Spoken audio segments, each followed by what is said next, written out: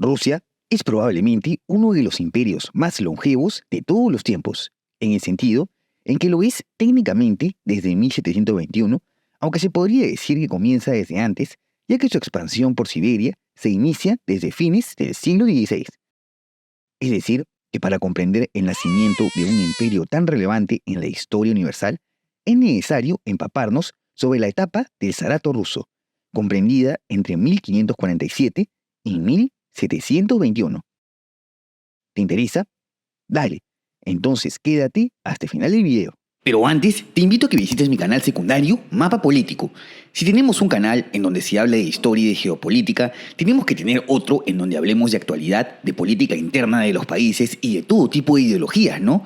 Te dejo el link en la descripción y primer comentario.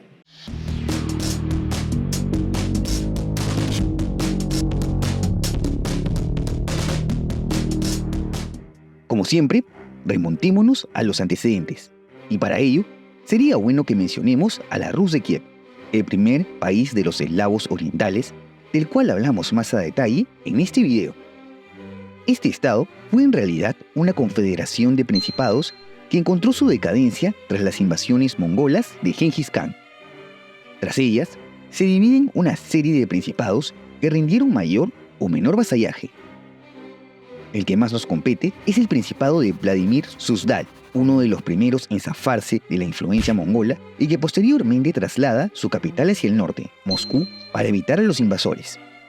Este estado evolucionaría en el Gran Principado de Moscú o Moscovia, que a su vez conquistaría el estado eslavo oriental más extenso de todos, la República de Nóvgorod. Es así que la futura Rusia va expandiéndose rápidamente desde sus inicios. Y aquí es cuando nos tenemos que adelantar hasta 1533, cuando asume a los 3 años de edad como Gran Príncipe de Moscovia, un decisivo personaje de la historia rusa y universal, Iván IV Vailevich, también conocido como Iván el Terrible. Este gobernante era de la dinastía fundante de la Rus de Kiev, la Rúrica, que si sabes de historia o al menos viste la serie de vikingos, sabes que fue fundada por uno de estos guerreros escandinavos. Importante resaltar que los eslavos orientales se convirtieron al cristianismo ortodoxo desde el bautizo de Vladimir I de Kiev.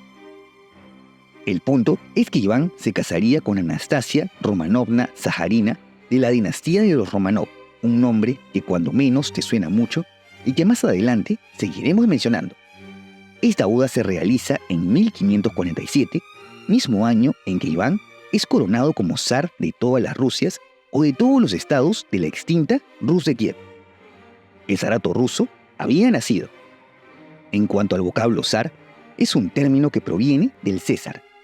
Es decir, esto es un simbolismo que representa un intento de emulación de la grandeza del extinto Imperio Romano. Para el momento del ascenso de Iván al poder, Moscovia ya tenía toda esta extensión e incluso había ya avasallado a otros pueblos, como al Kanato de Kasim de esencia Chagatai, uno de los idiomas que dejó el Imperio Mongol.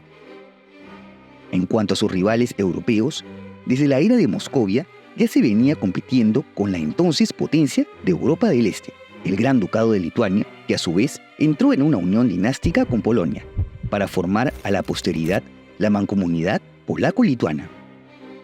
En cuanto a la gestión de Iván, comienza su reinado con una serie de reformas que incluyen la modernización de su ejército. Esto le permitió iniciar una serie de nuevas campañas militares, que incluyen la conquista de los kanatos de Arzakán y de Kazán, este último basado en la etnia tártara y centrado en la actual ciudad de Kazán, que conserva hasta hoy su idioma y religión musulmana. Aunque por otro lado, en el oeste, sufre un duro revés contra Suecia y Polonia-Lituania en la Guerra Livonia, en donde fracasan en su intento de expandirse hacia el Báltico. Esto era un indicio de que Rusia aún no se posicionaba como una potencia en Europa, así que continuó con sus expansiones hacia el este, en donde los estados sucesores de las conquistas mongolas eran presas más fáciles. Para ello, consigue el apoyo de una conocida estirpe guerrera, los famosos cosacos asentados en los alrededores del Volga. En cuanto a política interna, Iván fue convirtiéndose progresivamente en un verdadero tirano, lo que se ve plasmado en la fundación de la denominada Oprichnina. Esto refiere a una parte del territorio ruso que era controlada directamente por Iván. En ella ejerció su poder con extremo rigor y crueldad. Boyardos, mercantes o incluso ciudadanos de a pie eran expropiados arbitrariamente de sus tierras o incluso ejecutados ante la mínima sospecha de traición. Por otro lado, se crean las bases legales para la servidumbre, un sistema en el que el campesinado fue tratado prácticamente como esclavo y que se extendió por varios siglos. Un verdadero régimen de terror por el que el apodo de terrible le sienta perfecto a un gobernante que fue perdiendo la cabeza. Los efectos de esta política autoritaria fueron perjudiciales para la economía rusa, la cual entró en una tremenda crisis que tuvo que afrontar el hijo y sucesor de Iván tras su muerte, Teodoro I. Este nuevo monarca carecía de las agallas de su padre, y su gobierno fue bastante corto al no poder solucionar las pugnas internas entre los boyardos que reclamaban los poderes arrebatados por Iván. Lo único relevante de su mandato fue la proclamación del Patriarcado de Moscú, que representó la independencia de la Iglesia Ortodoxa rusa. Teodoro sería asesinado en 1589 sin descendencia, lo que representó el fin de la dinastía rúrica y el inicio del periodo conocido como el Período Tumultuoso. En él, algunos boyardos se disputaron el poder e incluyó el ascenso de Dmitri I, un impostor que se hizo pasar por el hijo no reconocido de Iván el Terrible y que fue apoyado por Polonia y Lituania. Sí, la potencia vecina aprovechó la crisis que se vivía en Rusia e interviene en el país iniciando la guerra polaco-rusa. En medio de este conflicto, los polacos llegaron a colocar a su príncipe, Vladislao I Vasa, como gobernante de Rusia, con el objetivo final de crear una unión personal con este gran país. Curiosamente, y a pesar de toda esta crisis económica y política que se vivía en el país, en 1598 se concreta la conquista del Kanato de Siberia, estado posicionado en la entrada de esta inmensa y gélida región en donde abundaban los recursos, pero escaseaban los grupos humanos y, por supuesto, los estados organizados que puedan hacer frente a una conquista europea. Es decir, por más que aún no tenía el título, Rusia ya se podía considerar como una potencia que dominaba a pueblos túrquicos, tunguses y siberianos.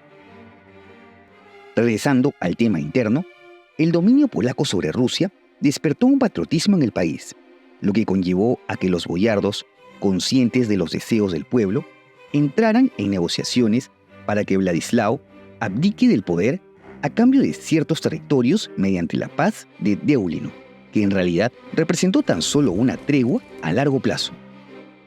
En su lugar, el Zemsky Sobor, entonces Parlamento de Sarato, proclamó al noble Miguel Romanov, sí, del linaje de la antigua reina consorte de Iván, como nuevo zar. Comienza así el reinado de la famosa dinastía Romanov, que se extendió hasta el fin de la era monárquica de Rusia. La tarea de Miguel I fue la de restaurar el orden interno del país, el cual, dicho sea de paso, no dejaba de extenderse por la Siberia, aunque si hablamos de cara al escenario europeo, Rusia aún encontraba dificultades para posicionarse como potencia, lo que se ve plasmado en su fallido intento de recuperar Smolensk de Polonia y Lituania durante la guerra de 1632. En el ámbito interno, se establece en 1649 un nuevo código legal que ilustraría la extensión del control estatal sobre la sociedad rusa. Esto se ve plasmado en que los boyardos formaron una nueva nobleza que rendía fidelidad al zar a cambio de tierras y de campesinos siervos. Sí, se seguía extendiendo una especie de sistema feudal en plena Edad Moderna, cuando en Europa Occidental ya venía siendo cosa del pasado. Esto conllevó a que muchísimos siervos opten por escapar. En el aspecto económico, se incrementaron los impuestos y regulaciones para subsanar los problemas económicos acarreados desde la era tumultuosa.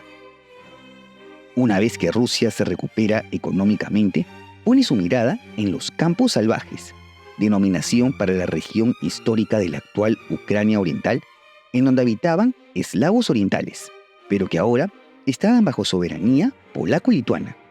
Es así que, aprovechando las disputas entre Polonia, Lituania y Suecia, Rusia, con el apoyo de los cosacos que también buscaban rebelarse contra los polacos, inicia la Primera Guerra del Norte. En ella, los rusos consiguen la anexión de gran parte de los territorios anhelados, incluyendo las ciudades de Kiev y de Smolensk.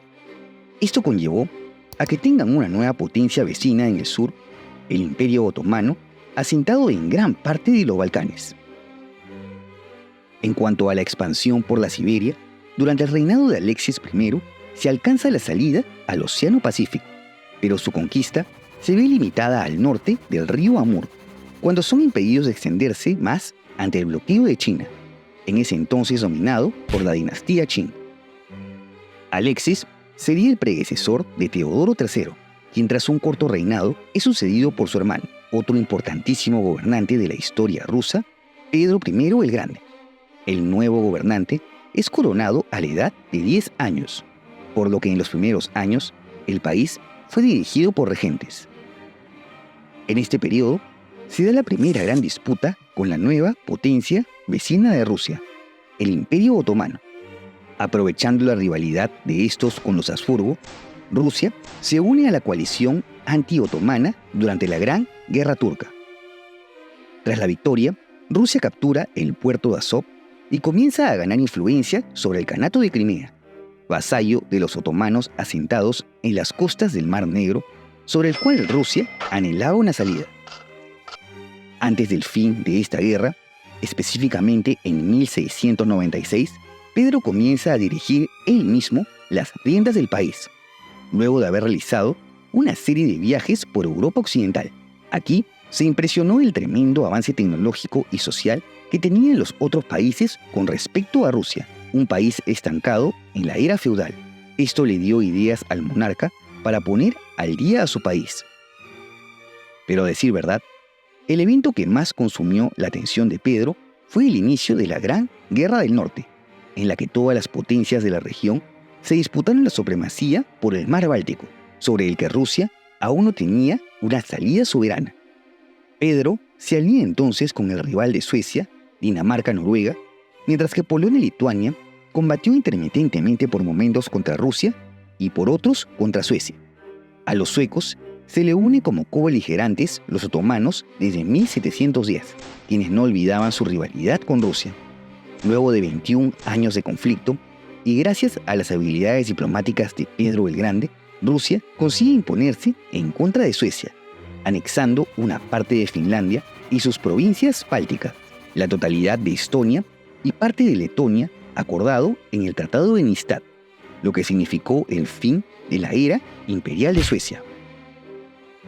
Con el Imperio Otomano, a quien no se pudo derrotar, se firma el Tratado de Prut, en el que Rusia devuelve la fortaleza de Azov, quedándose sin una salida al Mar Negro. De todos modos, esto no impidió que el resultado final de la Gran Guerra del Norte se considere como el ascenso de Rusia como potencia dentro del escenario europeo. Asimismo, durante 1721, mismo año del fin de la guerra, Pedro I se proclama como emperador y autócrata de todas las Rusias. Nace así el Imperio Ruso, y esta etapa de la historia del país la vimos más a detalle en este video. Como ves, la era de Saratov es crucial para la consolidación de Rusia como una potencia de talla mundial. Y aunque técnicamente su era imperial comienza en 1721, ya desde antes se venía expandiendo vorazmente hacia el este. ¿Desde cuándo considerarías tú a Rusia como un imperio? No te olvides de dejar tu comentario y de suscribirte al canal.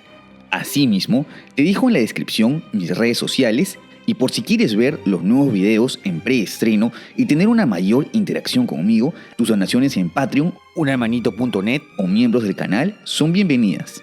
¡Hasta la próxima!